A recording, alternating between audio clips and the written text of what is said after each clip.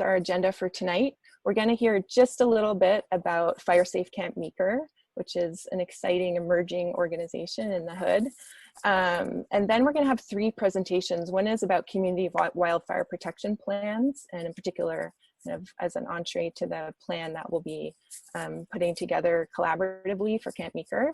And then we'll have a presentation from Caerleon Safford from Fire Safe Sonoma, who knows just about everything there is about fire preparedness. So she'll be talking about home hardening and defensible space. And then we'll have a little video from the RCD, the Goldridge RCD, called Basics of Vegetation Management in an Urban Redwood Forest. And Jason will be joining us for questions. So again, I just encourage you, as we're going through, feel free to write your questions in the chat. And I'll be kind of looking through and feeding those to our speakers afterwards. You're also welcome to raise your hand in the participants box, also at the bottom of the window. If folks know how to do that, you're welcome to, or you can just turn mute off and ask a question during that period. So whatever way works for you to ask questions is great, and then we'll wrap up with some next steps before we move on. So that's all I wanted to share about the agenda. And next we're gonna have an introduction to Fire Safe Camp Meeker, and here are the beautiful faces of our principals in Fire Safe Camp Meeker currently. And I'm just gonna turn it over to Amy Lemmer from Fire Safe Camp Meeker to tell you a little bit more about the work. Of course, I'm in the middle of trying to send a link to somebody who can't get on.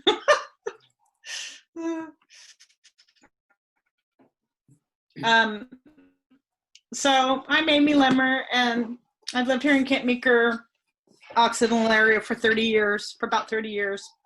And I bought my house in Camp Meeker in 1996, and it's an original Camp Meeker cabin, which I don't think was ever meant to last 100 years. And it's all shingle and porch, which, as you'll find out later in Caerleon's presentation, is beautiful, but perhaps dangerous. So I'm looking at how to make my place safe. I think that one of the most important responsibilities living in this forest is that now that we live here in the forest, fire can't do the job that fire used to do.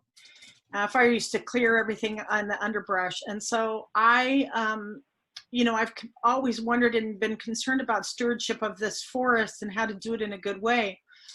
And of course, when the fire started to become a greater and greater threat, Richard Seaman came by my house one time.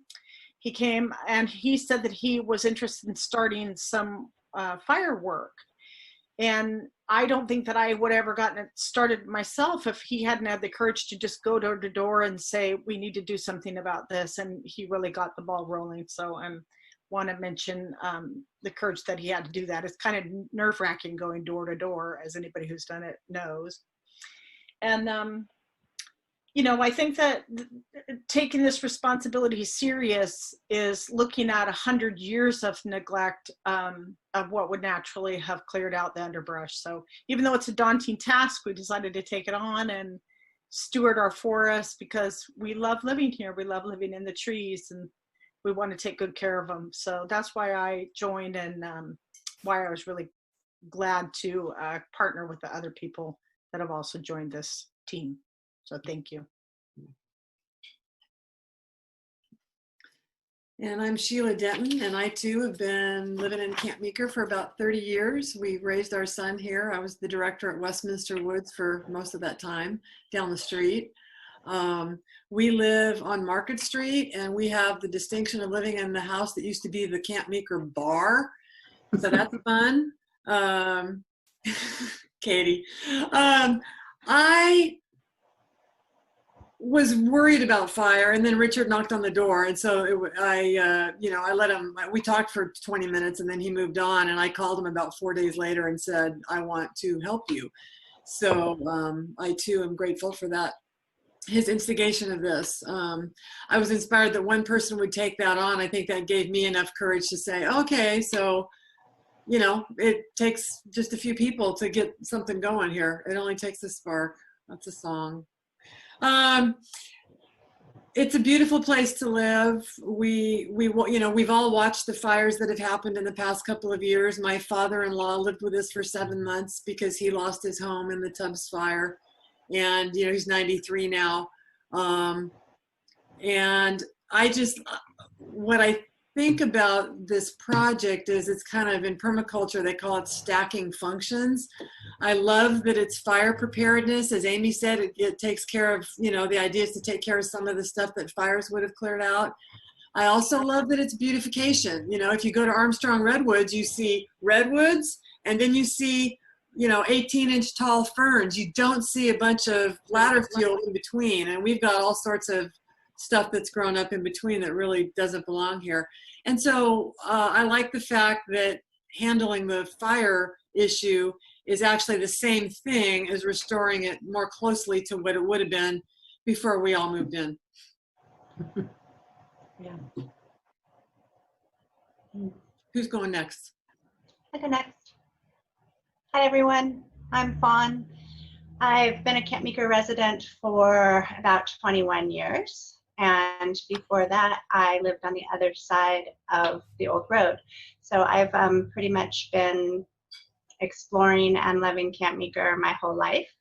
So I'm really excited to be doing this work. I joined Fire Safe Camp Meeker about a year ago. And of course, it was Richard who came to me as well, although it wasn't my home door, it was my office door that he knocked on. And as some of you may know, I'm the owner of Open Door Insurance, which was formerly Jean Gaffney Insurance and Occidental. And I think Richard recruited me kind of specifically because I have experience with the challenges that Camp Meeker residents frequently face in insuring their homes. And that is in large part due to the increase in fire hazard. And our office has advocated for the residents of Camp Meeker for decades with insurance companies, as they, you know, didn't want to insure in this kind of unique area. And all the things we love about it are some of the things that, you know, insurance companies didn't love about it.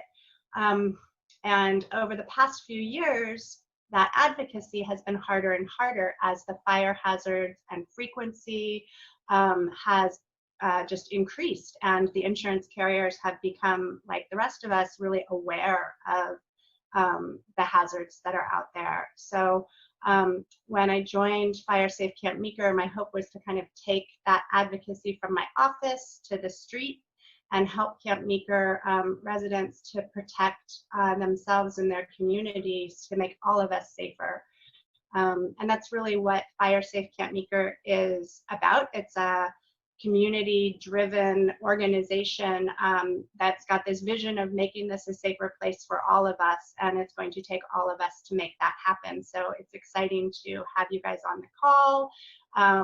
There's parts in the presentation later that will hopefully encourage you to sign up in some way, that, you know, whatever your capacity is, we need help with everything. You know, there'll be community work days, there'll be organizing, maybe grant writing, maybe neighborhood groups, just the whole gauntlet. So there's a place for everyone, and we're really excited to embark on this journey with all of you.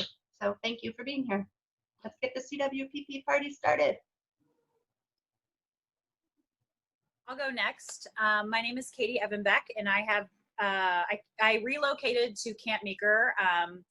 I was called to serve as the executive director at St. Dorothy's Rest. St. Dorothy's Rest, as some of you may know or may not, we are the oldest camp in California, founded in 1901. And before 2012, St. Dorothy's Rest set on this corner of our community in about 30 acres. And after July 2012, we were able to purchase and acquire property formerly owned by the Chenoweth Ahos, which now is approximately 380 acres total. St. Dorothy's Rest acquired this property really to preserve and protect, envisioning 100 years being the Muir Woods. of West Sonoma County, but never in our over 100-year history had we been land managers or forest managers. So we are learning. We've dedicated over 500 NCCC AmeriCorps members in and around fuels reduction and mitigation, not just on our 30-acre campus, but on the property that we acquired and some of our in-holdings in the residential area of Camp Meeker. Last year was, in the history of St. Dorothy's Rest, our first evacuation of our retreat guests, and we were able to do so 5 hours before the mandatory evacuation order went into place. So our commitment in and around this community is there, and Fire Safe Camp Meeker is one of the ways that we are committed to being advocates and stakeholders in the safety and preservation of this community. Dewey Watson, who's also a part of the Fire Safe Camp Meeker team, is not here, but he serves as a board member for St. Dorothy's Rest, is in Brayton, and is committed his time and energy as well. So in addition to me in my capacity as executive director and Camp Meeker resident, the board of directors of St. Dorothy's Rest sees a value in the community organizing that we believe can occur with Fire Safe Camp Meeker.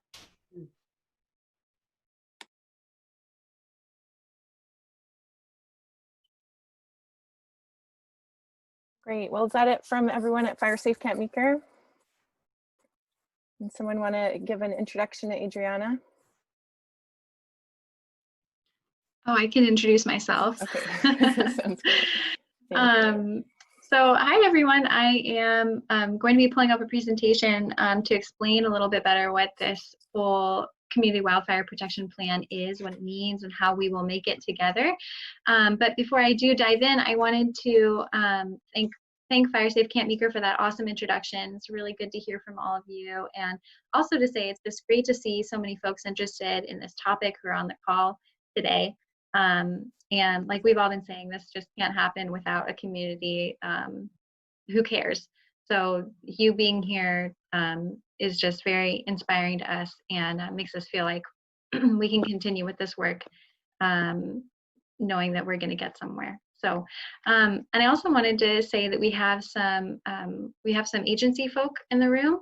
I think we've got a few people from Volunteer Fire, emergency services. I see Fish and Wildlife. So I just wanted to give a chance for those of you who are affiliated with a special agency to unmute yourself and just say hello. And I also say that during each of the Q&A sessions after the presentations, if you have something that you need to pipe up about and contribute to the answer to someone's question, please do. We really welcome you to pitch in here. So with that, I'll open the floor for anyone who wants to introduce themselves.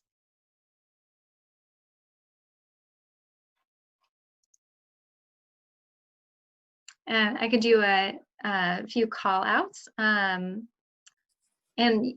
don't feel like you have to say anything, but I am glad to see that we have Richard Diaz from the Department of Emergency Services on the call with us. I also saw that we have Robin Swan from California Department of Fish and Wildlife, and Linnea Tennyson, who I think is affiliated with the Camp Meeker Volunteer Fire Department. We may have a few more people too. I'm sorry if I missed anyone, but just really glad to have the support of these people in the room and throughout this process. Go ahead. Hi, yes, I'm using an earpiece. I'm hoping that you can all hear me well. Again, it's just Richard Diaz on behalf of the Department of Emergency Management, Sonoma County. I'm glad to be here, and thank you again to Adriana for the invite. I'll tell you a little bit about this relatively new and expanding department for Sonoma County. So we are actually, one of my roles is to help build up the department, focusing on preparedness efforts with readiness and expanding and revising our current plans. Also Spanish, so that's also kind of like adding a little bit of capability there for outreach to the community. And in response, well, you know, we have been quite busy with the level of the situation. So looking ahead, and especially, you know, which is why it's very interesting for me to be here today and to learn more about Fire Safe and Fire Safe Camp Meeker, is because obviously the wildfire season has kicked in. So we are looking ahead and planning for that, but in a very special situation where we still have COVID-19. Mm-hmm. So we have to come up with a term called concurrent planning. In other words, imagining various scenarios during this wildfire season. Obviously, COVID-19, obviously power safety shutoff, red flag warnings, and you name it. So we're trying to wrap our heads around, you know, all the possibilities of hazards out there. And within wildfires, of course, evacuation is one of our main concerns. So we're moving towards that. We are retaking where we actually left off in February before King came along, and it's kind of like we're trying to get an agenda going for evacuation drills. So we're looking forward to getting familiar with Camp Meeker faces and Fire Safe Camp Meeker Council to board. So again, I'm here to support the community, and feel free to reach out. I'm more than happy to share my contacts after the call. Thank you. Great. Thanks so much, Richard. And if you are able and feel inclined, you're welcome to add your contact info in the chat box as well. But we'll grab that from you after, if not sooner. Yeah, perfect. Thank you so much, and thanks for bringing up the issue of the pandemic and how you guys are handling that in tandem with our fire season, which is upon us. So glad to hear that. And I wanted to take a pause and see if anyone else wanted to introduce themselves before I move on. Yeah, can you hear me? Yes. Great. This is Tim Espinosa. I'm maintenance manager over at Alliance Redwoods. So welcome, Tim. Thank you. Thank you very much. I'm also Camp Meeker resident and member of the volunteer fire department. So I have a kind of a vested interest in what's happening up here with respect to fire safety. And I know that camp is looking forward to participating in ways that it can. Right now we're going through a big push to mitigate some of the fire problems that we have to manage our own stretch of forest. And hopefully we'll get that done and done well. Great. Well, in the interest of time, I am going to leave it there and mention, a few other partners in the room. We have Fire Safe Sonoma, which is a major partner on this project, and I'll be talking more about them, and they'll be speaking for themselves as well later on. But thanks to everyone who's here, who made the time. And now I will attempt to do a screen share. I hope this will work. And I'm going to make it full screen. All right. If anyone can't see that, just let me know. But yeah, so this is who I am. My name is Adriana Stagnaro. I am the Outreach and Project Manager for the Goldridge Resource Conservation District, or Goldridge RCD. And I am personally passionate about safe communities and healthy forests. I have been partnering with Fire Safe Camp Meeker to design, fund, and implement this project. So we are holding this meeting series not just to get everyone in the same room to talk about fire safety, but also to write down our ideas into a plan. Throughout the summer, we'll be creating a Community Wildfire Protection Plan. So what is that? I'll be giving you some background on what the Community Wildfire Protection Plan is and how it can help Camp Meeker in some very important ways. But first, I want to address the elephant in the room. So these days when we talk about wildfire, we no longer think of small brush fires or home fires. Instead, we have in mind these recent super catastrophic events. I could add Australia's megafire to this list.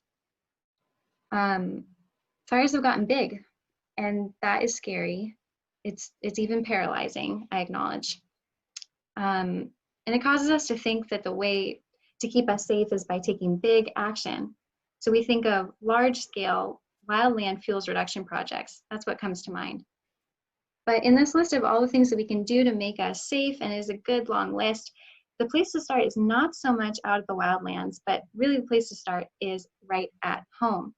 The small and smart changes we can make to our homes can have a big impact on improving our safety in a wildfire.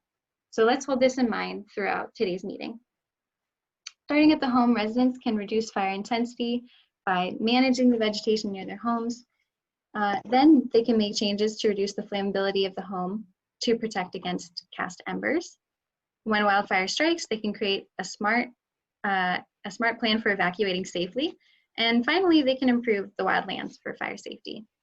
So with that, I want everyone to take a breath and take a moment to say, hey, we can do this. It starts at home. All right, so how do we make all of this happen? Well, first, it's about really analyzing our risks. We need to think about the things that we're missing, like a strong evacuation plan, or the things that are creating risk, like vegetation near our structures. Then, once we understand our risks, we'll develop a list of projects that can help reduce those risks. So that would be, for example, planning evacuation more tightly and with everyone involved, reducing the vegetation around our homes and roadways that makes for a hazard, and improving our home defensible space and home construction so that our homes are real shelters in the case of wildfire. With that long list of projects, then we'll go through and prioritize those projects for the ones that are most effective, and then we'll work together to make them happen. And hey, that's what a CWPP does. So let's do a CWPP. All right, so who is our team here? Our team is made of those awesome members of Fire Safe Camp Meeker. And again, these are volunteers working towards a more fire adapted community. We also have the Goldridge RCD, and that's who I work for. We are West County's resource conservation agency, dealing in issues related to water, soil, wildlife, forestry, and fire protection. We also have Fire Safe Sonoma, who is the county-wide Fire Safe Council. They're a nonprofit organization whose mission is to promote fire safety and protect natural and man-made resources. And they offer their services through education and outreach, on-the-ground fuels management projects, and planning projects like this one. So who is doing all the work for the Camp Meeker CWPP? It's a collaborative effort. It includes CAL FIRE, and again, CAL FIRE is the grantor that is funding this work. It includes our partners at North Bay Fire and Camp Meeker Volunteer Fire Department, residents of Camp Meeker, our Rec and Park District, and large surrounding landowners such as St. Dorothy's Rest, Westminster, and Alliance. Others include Bohemia Ecological Preserve, Alder Creek Ranch, Bohemia Nature Preserve, and many more. And very importantly, you. We really can't do this without you. So what is a CWPP? It is a plan that brings together all the stakeholders involved at the federal, the state, and the local levels, our fire agencies, our land management agencies, our various community stakeholders, and they work together to collaboratively identify those fire issues and then prioritize the strategies to reduce the risk. Really the main takeaway here is that this plan has the input and approval of everyone that matters. So at the risk of this feeling a little bit like a high school history class, I wanted to provide you guys with some history on the CWPP. The CWPP is a super useful tool, and it has its origins in the Healthy Forest Restoration Act of 2003. The purpose of this act is to improve the capacity of the Secretary of Agriculture and the Secretary of the Interior to conduct hazardous fuels reduction projects aimed at protecting communities, watersheds, and certain other at-risk lands from catastrophic wildfire. The important message here is that Congress acknowledged that protecting communities from wildfire requires prevention work and planning across multiple parties. And specifically, it mentions that priority areas include the wildland-urban interface.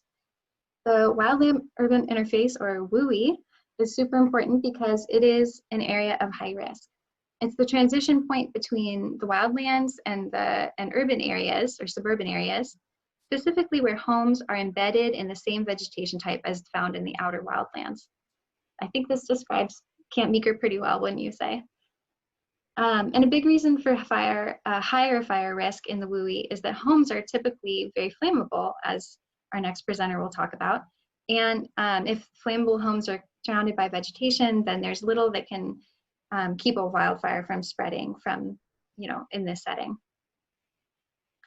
So the CWPP is a tool to help communities in risky areas such as the wildland-urban interface, or WUI, to address their risks head on. As defined by Congress, there are 3 minimum requirements for any CWPP, and that is, first, that it is collaboratively developed with input from the community members, local agencies, and cooperators. Next, it has to recommend measures that reduce the ignitability of structures. This is a major issue that keeps our communities from being safe. So we need to address that. And then last, it has to make recommendations for hazardous fuel reduction, and that's really vegetative reduction, or vegetative fuels, and material fuels, and talking about the kinds of treatments that they will receive.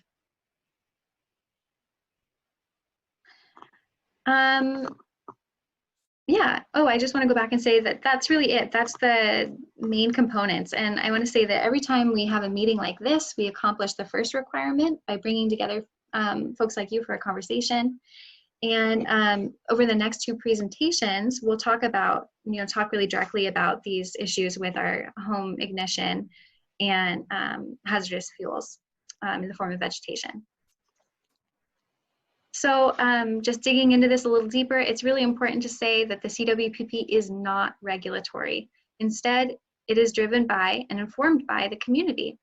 It describes the community's values, the lay of the land, the vegetation type, the history, and the people. And it assesses the primary risks to this community and maps out where those risks are. Then it contains a list of projects brainstormed and prioritized by the community that will address the greatest risks. Okay, so what exactly is the value of all of this planning? There are so many good things that can come out of a CWPP. Really, as we work together, we can increase each other's understanding of our wildfire risks here. And those wildfire risks are not just a matter of opinion, but they are really science-based assessments based on research. Our CWPP will compile all the necessary data that's needed for grant writing later down the road. So we'll be able to say, hey, these are the number of homes that are at risk. This is the fire history and what we expect to see to happen. And these are all the, the wide coalition of people and partners that are committed to making a difference. That's all the stuff that you need to write a grant. So the CWPP makes that really easy. And through the process of planning, we build robust relationships, and that is good for any community to have. And speaking of collaboration, oftentimes when we talk about wildfire treatments, we have to look out a ways on these larger landscape scale. And if we know that we have large landowners in the surrounding area who are already in cooperation and know that wildland fuels reduction is an important issue, they're more likely to work together across parcel boundaries.